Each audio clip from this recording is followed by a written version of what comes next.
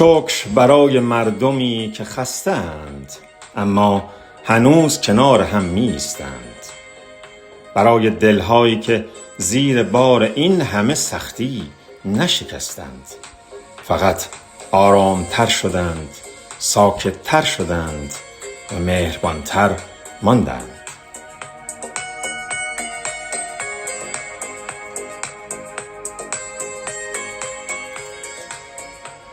شکر برای اشک‌هایی که بی صدا می‌ریزند و برای بغض‌هایی که سالهاست در سینه‌ها مانده‌اند و هنوز نامشان امید است.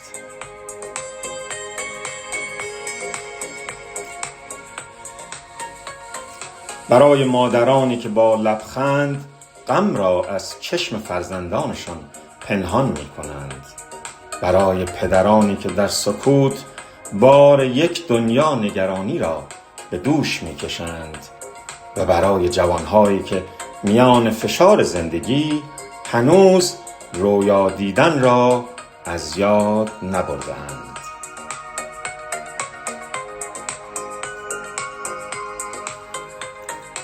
شکر برای امیدی که آرام بی صدا در دل تاریکه ها زنده مانده است، امیدی که از وعده ها نمی آید، از با هم بودن متولد می شود.